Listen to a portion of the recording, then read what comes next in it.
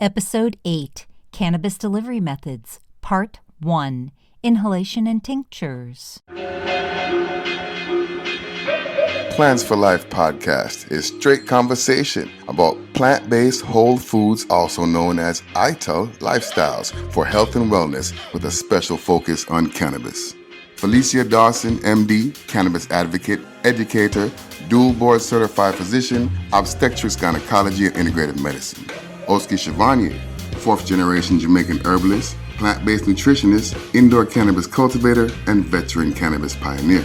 And Marilyn P.L.A.N.T.S, RN, author, speaker, and cannabis advocate. Join us as we discuss nutritional plant-based lifestyles, including cannabis.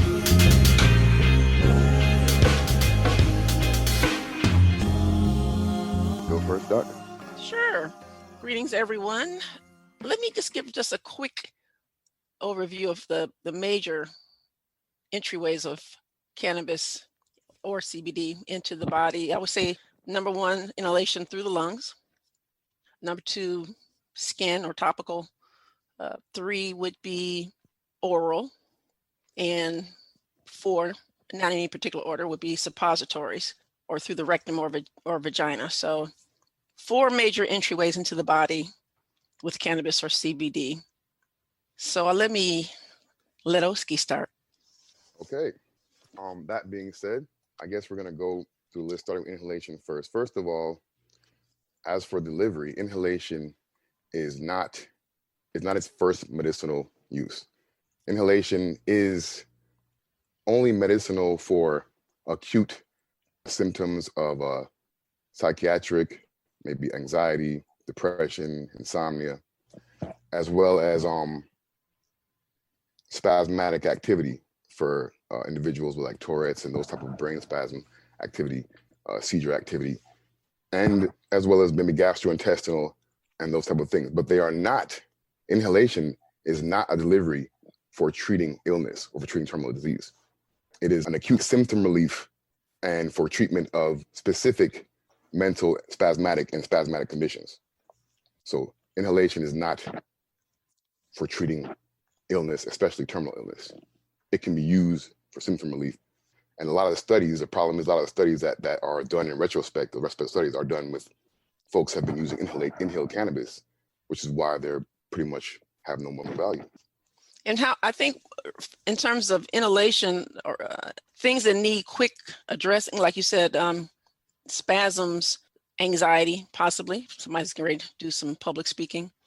But spasms, anxiety, those are the things, or sometimes pain for some people. Right. Something that needs quick onset. And in general, when you bring this medicine into the lungs, the onset of action is 2 to 3 minutes.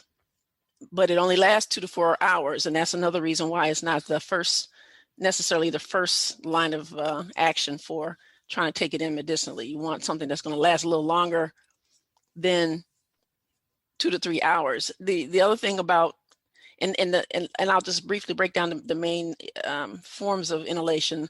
One would be smoking, a pipe or a joint or a blunt.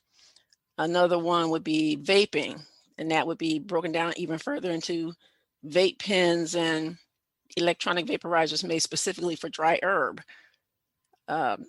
Various forms of steamed chalice, which I would let Oskii talk about too, and dabbing, which I will let Oskii talk about too, probably. But those are the main things that you bring the medicine in through your lungs. I will say if we're gonna start with smoking, because that's been around for a while, it's very common. Anytime you burn or combust any plant material, it generates at least 1,500 different types of toxins, a formaldehyde, and various carcinogens or cancer-causing ailments. And that's one of the reasons why we discourage, if you're going to bring the medicine in through your lungs, to not smoke it or combust it. Another reason for not smoking it is when you light a flame, that's like 600 degrees Fahrenheit. Most of all of the cannabinoids, THC, CBD, they all combust at 400 degrees or less. And they've done studies And even terpenes start to evaporate as low as 70 degrees Fahrenheit. They've done studies of people smoking cannabis versus using the electronic vaporizer. The people who are using the electronic vaporizer will have a 50% higher level of cannabinoids. So that's another reason why it's better, more efficacious in terms of you getting most of your medicine, safer for you in terms of not generating toxins, and that those are the two main things that help electronic vaporizers get over smoking. Now, smoking every once in a while is not going to hurt you. I know it's been done a lot for ritual and fellowship and things like that. And I think because this plant is so amazing with its anti-cancer properties, that it has helped to balance out some of the negatives of combusting it. But people who do smoke on a regular tend to have more problems with mucus production, chronic bronchitis, periodontal disease. There is no evidence of lung cancer. Again, that is probably due to all of the medicinal properties of the plant in general. I read something a time ago that actually said that the cannabinoids negate the harmful properties of the smoke, or many of them. And that's probably definitely for specific individuals as well, because as we know, all taking of anything is an individual basis. If someone has COPD, they're not going to get the benefits of they're going to get more of the bad parts of the smoke than someone who has a clean, effective lung system and smokes once in a while. But that being said, the best way to inhale cannabis would be vaporized. That'd be the best and cleanest way, definitely. There are also properties of smoke killing bacteria and viral activity in the air, as we know with sage and thyme and those things. And we know that in the Bible days, that's how cannabis was burned, or when it was consumed as a smoke, it was burned in that fashion in a tent-like enclosure with the other herbs burning on top of it, and that smoke would actually purge toxins out of the air and their bodies. So I do believe that there is an element of benefit versus the toxins of it, and it probably has to do with how much times you're doing it. Like if someone's smoking every single day, the toxins may outweigh the benefits. But if someone's purging their system with it in a smoking way once a month or in a ritual fashion like these ancient peoples would have been doing it, that's a whole different story, along with a healthy lifestyle. That being said, the original way of vaporizing is the steam chalice from Jamaica. It's an apparatus where there is water inside. It's pretty much a portable hookah. The same way that a hookah functions is in the way that a steam chalice functions. The plant material is put inside of a pipe-like apparatus, right, that has a tube on the inside of it. That tube goes down inside of, say, a coconut, right, that has some water inside of it. Then there's a hose on the top of that apparatus so you can pull what's inside the pipe through the water. Now, on top of that, you don't light that bowl directly. That bowl gets covered, right, like with a piece of clay, and then a coal is put on top of that. So it doesn't get lit. The heat from the coal steams the herb under it, and the herb goes through the water. So you bring in a filtered steam, and that is the known cleanest way that the Rastas have been smoking for who knows how long in Jamaica. That's the cleanest way of bringing in the herb to their system. And also, smoking is also one last thing we didn't mention. Smoking is also the least amount of absorption value.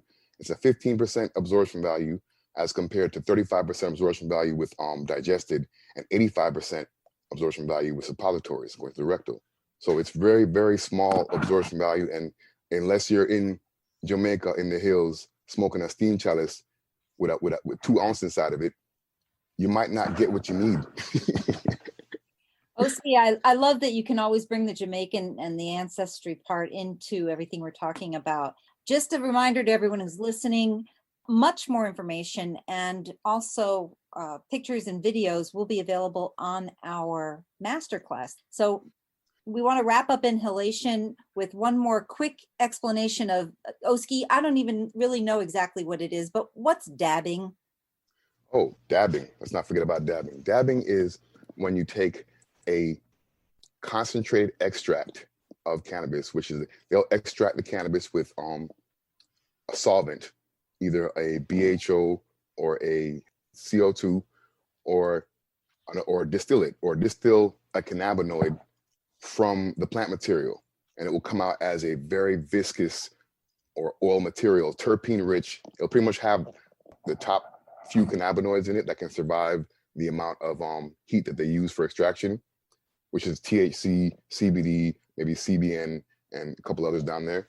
But most of the cannabinoids and phytonutrients and whatnot will be heated off, and you'll have pretty much the terpenes, the flavonoids, and the most powerful cannabinoids that can stand up against that heat. And that extraction is then placed in small amounts, because now, you know, you can get about from an ounce of very decent flower, you can extract down to get maybe a gram of some high quality extract or distillate or something like that. So you can go anywhere from like a gram to 3 grams, depending upon how much cannabinoid value is in the original starting material. And terpenes and flavonoids, and very, very, very rich in these things. It's pretty much an essential oil made from cannabis. That's what these things are. These are essential oils using new extraction processes, new high-end extraction processes that are using scientific chemistry to strip off the most flavorful and sought-after cannabinoids from the plant to therefore be used for inhalation. And I was reading that when you take a dose from this dabbing technique, that you should be sitting down because it may be just that strong, because they say that one hit off of a dab is equivalent to consuming one joint. Right. It could be even more, depending if someone how big the dab. You know, they got people out there who drop a whole bunch of a dab in that. A dab rig is going to have a nail made of a glass or a metal, some type of material that can be heated to a very high heat. Sometimes they use low temperature as well, but a heat that pretty much. Have you ever seen a hot pan and then you drop oil in it and how it hits the pan and it vaporizes instantly? That's what's happening when you dab this oil. You're pretty much taking an essential oil, you heat up the apparatus that it's on, and you drop that essential oil inside of there and inhale that vapor the second it vaporizes off of it.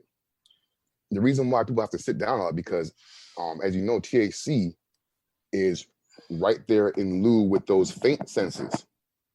People can faint on cannabis. I don't seen it happen before. You know what I mean? People can get stoned or whatever, and them faint reflexes will kick in, and people can pass out. It dilates your blood vessels and makes your blood pressure drop, and that's what causes you to. There we go. Thank you, Doc. Thank you. Two of the most common ways that people bring the medicine or plant medicine into their lungs is either a vape pen or electronic vaporizer made specifically for dry herb. The vape pen is very popular, especially with young people, because it's discreet, looks like a ink pen. However, it has some pros and cons. The pro would be that it's convenient, discreet. Some of the negatives would be that the cartridge that contains the cannabis oil may be cut with something like polyethylene glycol or propylene glycol or vegetable glycerin. And in 2019, we saw people cutting it with contraband like vitamin E oil and pesticides. And I believe formaldehyde was even found in one cartridge pen. It started this whole EVALI or e-cigarette and vape lung injury, where people got a chemical pneumonitis, because some things may be okay to consume orally, like vitamin E, even though this was synthetic vitamin E oil, may not give you any problems taking it through your gut, but trying to bring it into your lungs is a whole nother story. Actually, the same thing goes true for those thinning agents that are commonly used to make the oils thinner, like the PEG or PG or glycerin. There are no long-term safety studies on inhaling that and what effect it can have on you. I did a quick little review of some PubMed articles. There's like over 1,800 articles there on inhaling propylene glycol. And one I remember seeing said that there's a certain amount, like maybe 400, I don't know if it's micrograms or milligrams, that is the top level that you should consume without it irritating your airway. And one puff off of a vape pen is exceeded. So that was interesting. I know that animal studies don't always relate to human studies, but there was an interesting animal study that showed that it messed up the circadian rhythm of mice by exposing them to the inhalations of a vape pen. So it's, it's something that we need to be aware of and know that industry corporations will do all kind of things to give themselves an edge on their competition that may not have been tested first. And they'll make all kind of claims that their product does this and that, but the safety studies have not been done. I think the FDA, the World Health Organization, has been pleading with the e-cigarette industry since 2008 to do testing. And then we get this big blow up with the vaping lung injury. So definitely vape pens, smoking, electronic vaporizers, they're all quick in onset. All of them can get you the result in a few minutes, but the effect just lasts 2 or 3 hours. The other downside is that we don't have any really long-term studies on the safety of the cutting agents. We don't have any long-term studies on the safety of using even the electronic vaporizer. We kind of assume it's a safe thing, but in light of the toxins and the contaminants and the lack of regulation, we definitely would recommend that you get an electronic vaporizer that's for dry herb to consume your cannabis if you want to bring it in through your lungs. That was a great overview of inhalation. Can we go ahead and move on to the next most common ways of taking cannabis into our bodies, and that would be oral consumption? Yes. Now, typically or historically, tinctures were alcohol-based, extracting the medicinal properties of the plant out of its structure using alcohol. The two safest ways to extract are food-grade ethanol or carbon dioxide. Those are the two safest, cleanest ways to extract cannabinoids from the plant. Tinctures, I like tinctures because you hold them under your tongue and they can get into your system faster, like sometimes within 15 minutes. The alcohol tinctures, 15 to 60 minutes, and they last, a good 6 to 8 hours if you hold them under your tongue enough. Also, they avoid that first pass through the liver. And what that means is that anything you take in through your mouth goes through your liver first before it's delivered to the rest of your tissues. And cannabis oils, over about 80% of those things get taken out by the liver. So you only really receive 20% of the product. So that's why an alcoholic tincture will give you, I think, more bang for your buck. And it's easy to titrate and find your right dosage in treating a medical condition. Oils, I see some companies say hold on to your tongue, but it really takes a good hour to 2 hours to get that onset of action with oils. And again, anything you swallow, 80% of it's going to be taken out by your liver. And then if you're taking really, really big doses, maybe more than 1,500 milligrams of, per se, CBD, there's also that issue of drug to herb interactions. Oskii, I'll let you jump in there. Sublingually is the fastest acting, and digesting is, I believe that digesting it may not be fastest acting, but that's the highest absorption rate of the oral deliveries. Whereas tinctures has the ability to, as you say, it has the qualities of being fast acting and doesn't get messed with by the liver as much. But the digestion has the ability to get more cannabinoids where they need to go. A sublingual delivery is going to be faster acting and more powerful in the onset, but it doesn't last as long. Because of that factor is why I believe the system doesn't absorb as much of it, because it's just when it's digested, it's just sitting in there for so long, just dancing through the system for all those hours. When it's digested, it definitely has a longer time. It takes about 2 hours to kick in, as opposed to 20 minutes like sublingual. So the sublingual is better for, acute situations as well. And people who have asthma or seizure activity is definitely better for that. It also has benefits as being a fast acting emergency delivery, whereas digestive has to be a treatment dose. There's one advantage of if you're doing cannabis going through the liver is that it converts the THC to 11-hydroxy THC, which is even more potent. So that's what it is. It can be a mixed blessing or a way to increase the potency because of that conversion. Right. That's what it is. That's what I'm trying to think of here. It definitely has a longer lasting time. I know that much. Okay. And do we want to move to edibles now? Yes, please. Please listen to episode 9, Cannabis Delivery Methods, Part 2. Thanks for listening. Please subscribe to this podcast. Also, look for us on YouTube and at plantsforlife.com. Plants for Life. Plant-based lifestyles and ancient nutritional treatment strategies. Plants for Life. The ideas presented in this podcast are meant for general informational purposes only and should not be considered professional advice. The Plants for Life podcast and Plants for Life LLC and all affiliate subsidiaries disclaim any liability for any damages arising out of reliance on the information presented. Please consult licensed professionals for any medical, legal, or business advice.